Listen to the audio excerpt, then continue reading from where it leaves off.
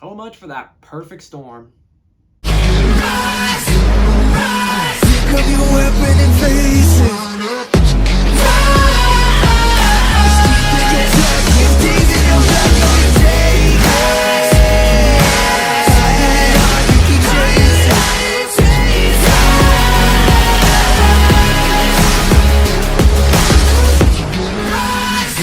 rise. Ace Delta 12, a racing and gaming join forces for your entertainment. So I was sick last weekend and couldn't record for Watkins Glen. Well, time to do another doubleheader.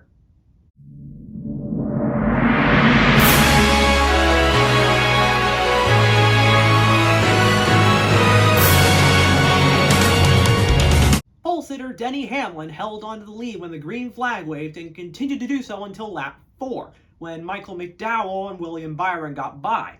Daniel Suarez spun out on lap 6, but was able to keep going. Harrison Burton did the same thing on lap 7, and after that, the rest of the stage was pretty quiet. Mike Rockenfeller, this week's Noah Gragson replacement, found himself in the top 15, which is the most competitive the 42 car has been all season. And at the end of lap 20, Michael McDowell won stage 1. McDowell ended up speeding on pit road on lap 21, ending his chances at the win and giving the lead to William Byron. Chase Elliott got into the top 10 on lap 27 after starting 15th, and other than that, stage 2 was remarkably quiet as William Byron won it on lap 40. On lap 55, McDowell had another pit road problem. This time, his pit crew was over the wall too soon. Now he really isn't winning this race. Chase Elliott ran out of fuel on lap 56. Kyle Larson got our 7 billionth speeding penalty on lap 57. AJ Allmendinger got up to 4th on lap 62. William Byron is still leading at lap 71. Eric Almirola spun with no caution, and Michael McDowell lost power in his car on lap 75.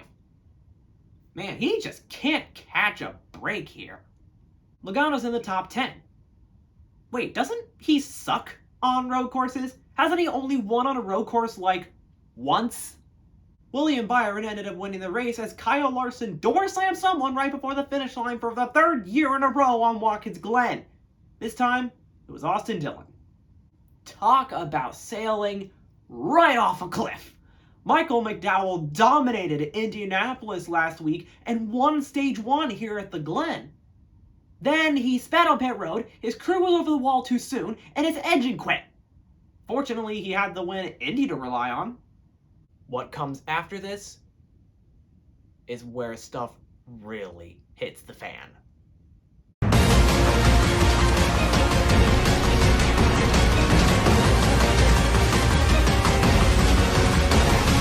On lap 3, pole sitter Chase Briscoe was able to shoot out ahead of the pack thanks to a push from his teammate Eric Almirola, and Briscoe maintained the lead for a significant portion of the first stage as a result.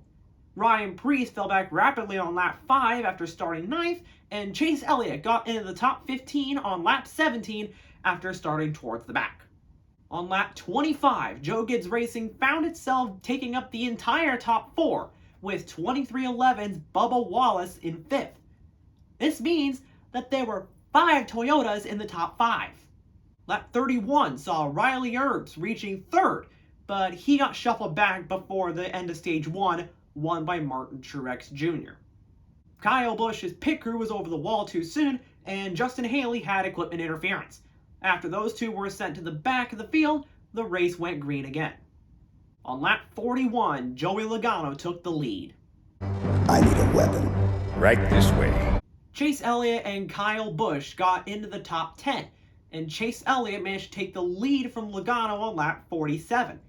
Then AJ Allmendinger took the lead from him that same lap. It took until lap 50 for Elliott to take the lead back from Allmendinger, and by lap 53, it was a 3-way battle for the lead between Elliott, Allmendinger, and Logano. On lap 55, Austin Hill found his way into the top 10 in the Beard Motorsports number 62. If you haven't heard of that team before, then I don't exactly blame you. they make a few starts every now and then, and heck, they've even made starts with Austin Hill in particular earlier this season. Ross Chastain took the lead on lap 56, Joey Logano made his way to second on lap 62, and Todd Gilliland had to go down pit road for an oil leak on lap 63. On lap 67, Ryan Preece made his way to third, and Chase Elliott found his way back into the top 10. Ryan Blaney took the lead on lap 76, and the green flag pit cycles began on lap 82. Denny Hamlin's pit crew was over the wall too soon on lap 83, and when the pit cycles ended, Kyle Busch and Harrison Burton were battling for the lead on lap 87.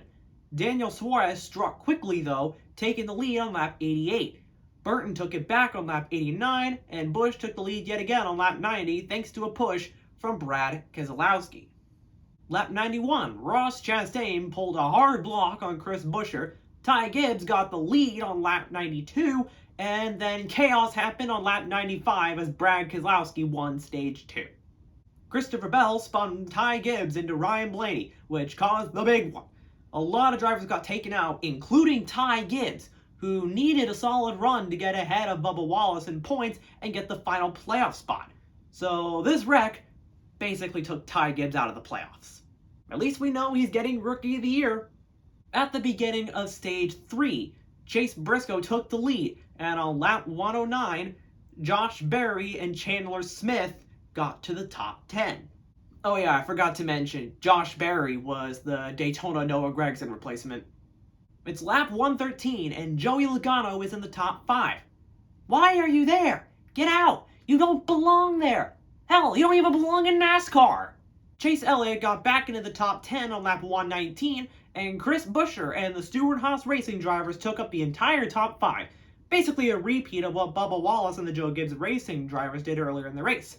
On lap 131, Chandler Smith and Ty Dillon reached the top 10 and maintained their positions there. On lap 137, Trackhouse Racing teammates Daniel Suarez and Ross Chastain got together and started to move forward.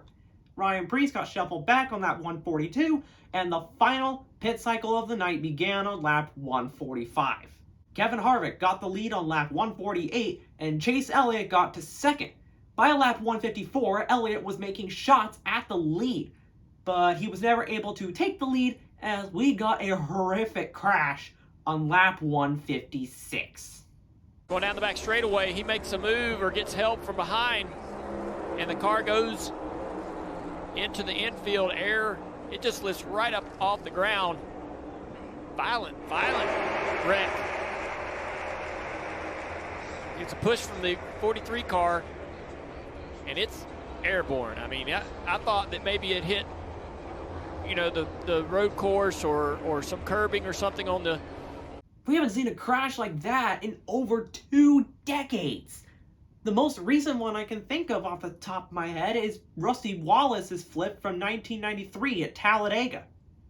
Ultimately, Chris Buescher won the race, with his teammate Brad Keselowski right behind him in second. Man, the Roush, Fenway, Keselowski Fords are good on super speedways.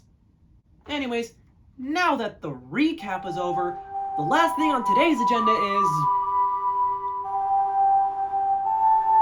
Wait. What's that sound?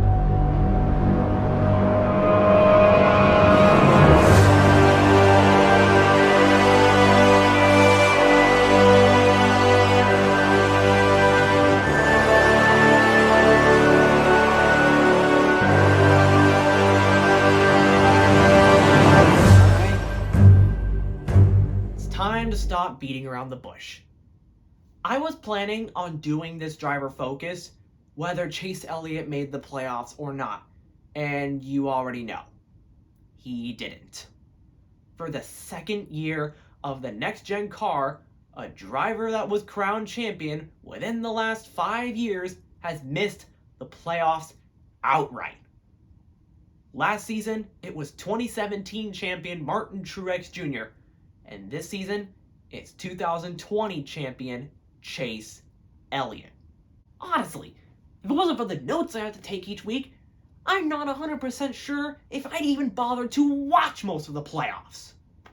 I watched the championship race, obviously, Could just pretend that Chase Elliott got eliminated in the round of 8 or something, I don't know. And since I genuinely doubt the majority of the fan base has YouTube channels to update like mine, I think the ratings for the playoffs are going to drop. And they're going to drop dramatically. Now, time for the actual last thing on today's agenda, and that's the playoffs. With the end of the Coke Zero Sugar 400, that means we're officially at the end of the regular season. And it's been a whole year since I started making NASCAR videos. Where has the time gone? Anyways, without further ado, here's this year's prediction as to how the playoffs are going to go. I think what will surprise most people is that I picked Ross Chastain to be eliminated here.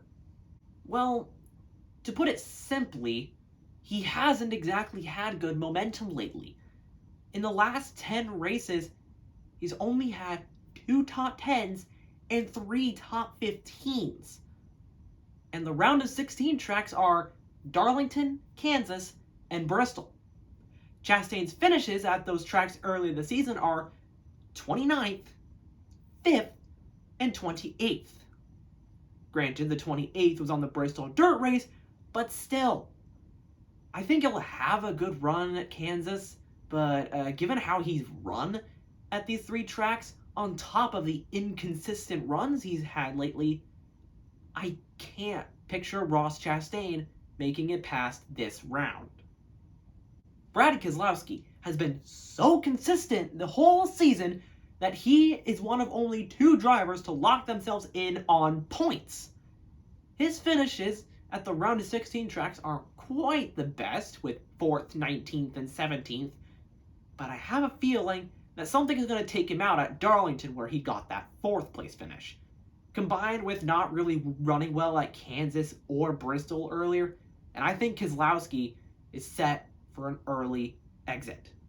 He might be right at the cut line, which could create some drama, but I don't see Keselowski making it past the round of 16.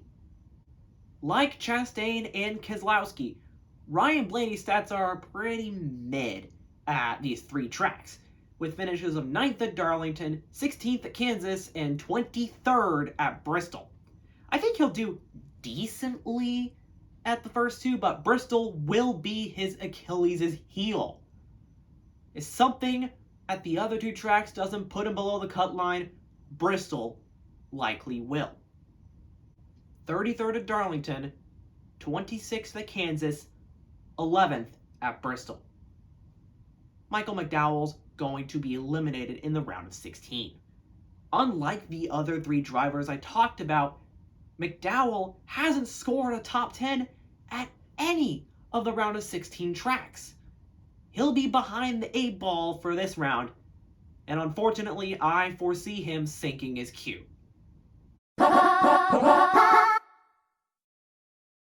I think this one's the most surprising to some, but Bubba Wallace managed to make it into the playoffs on points.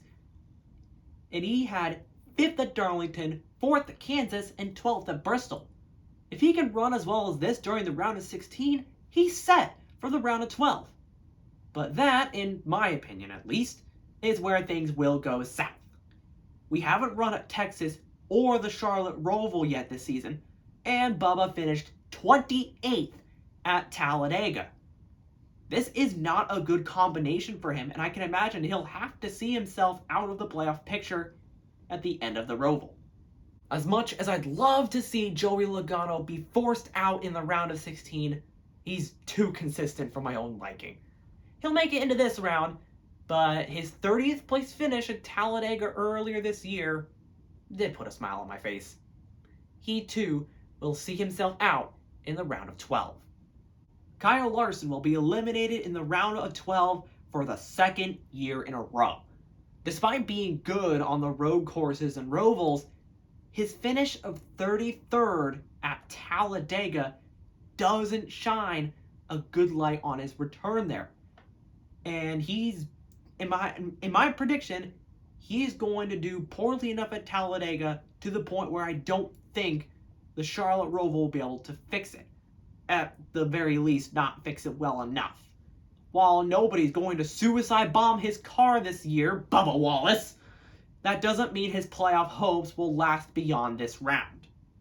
I originally wrote off Ricky Stenhouse Jr. as another Daytona 500 winning round of 16 exit, but then I realized that he's run consistently enough that he would have made the playoffs even without that Daytona 500 win.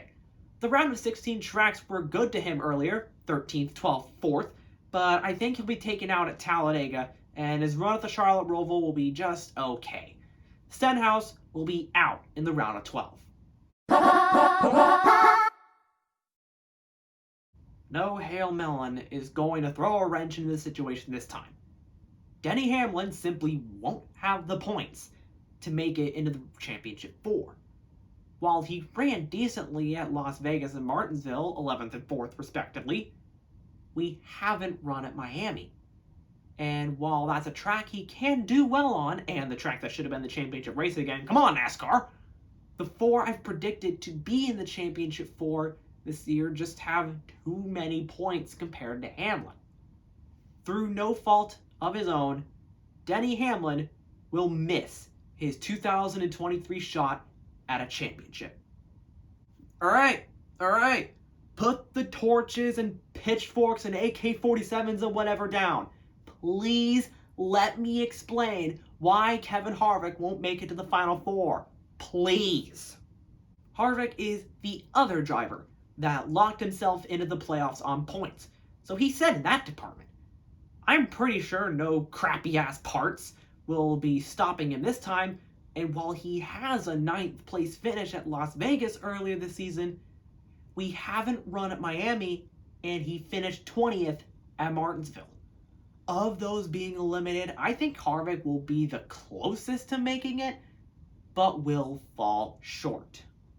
Christopher Bell recently had his pit crew swapped out with the Hedgehog Speed pit crew that serviced Ty Gibbs for the regular season. So he's got that, plus his ability to pull clutch moments with his back against the wall. Think back to his not one but 2 must-win victories in the 2022 playoffs in the rounds of 12 and 8 respectively to get himself into the Final 4. But I don't see that happening again this time.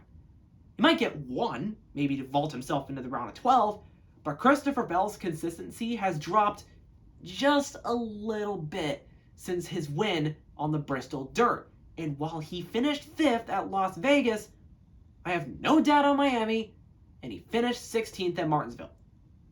But he did win the Martinsville race last year with his back against the wall to make the Final 4, so who knows?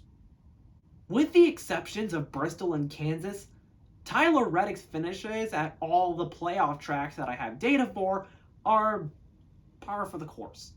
He has 2 round of 16 tracks he's good at, and the Charlotte Roval will probably save him from elimination in the round of 12, but Las Vegas and Martinsville were not kind to him earlier this season, with finishes of 15th and 22nd. This is where Tyler Reddick's championship hopes will come to an end.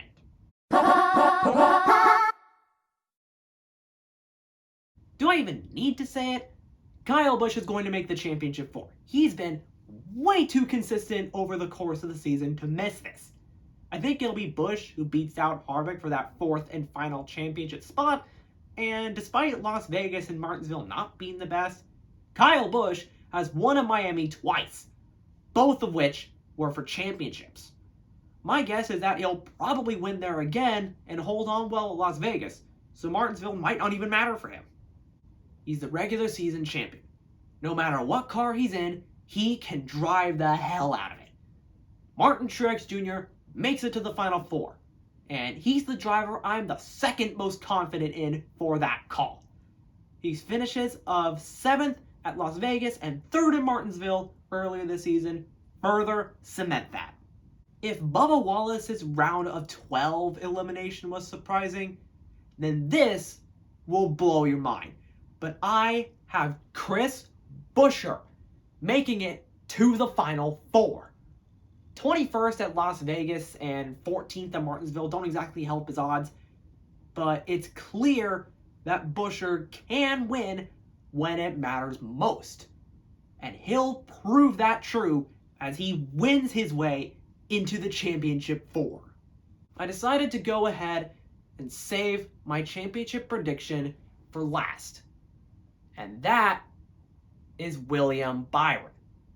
He's the driver I am the most confident in making the Final Four, so let's see why. He won at Darlington, finished 3rd at Kansas, finished 13th on the Bristol Dirt. That's the round of 16 tracks. Round of 12, I don't have data on Texas or the Charlotte Roval, but he finished 7th at Talladega, and the Roval has been somewhat merciful to him from what I recall. He finished 23rd at Martinsville, and I don't have data on Miami, but that probably won't matter, because he won at Las Vegas earlier in the season. And to top it all off, he won at Phoenix, where the championship race is being held. A few unknowns here and there, but Byron is tied for the points lead with Martin Truex Jr. as I record this. And with several tracks in the playoff that he's got top 10s at this season, William Byron is set to be the 2023 NASCAR Cup Series champion. Anyways, that is going to do it for this week's review of the Go Bowling at the Glen at Watkins Glen, the Coke Zero Sugar 400 at Daytona, and my predictions for the playoffs. If you guys like this video, then make sure to leave a like on it. And if you want to see more of this, then make sure to hit the subscribe button and turn on your notifications so you won't miss an upload. Take care, y'all. Ace Delta 12 out.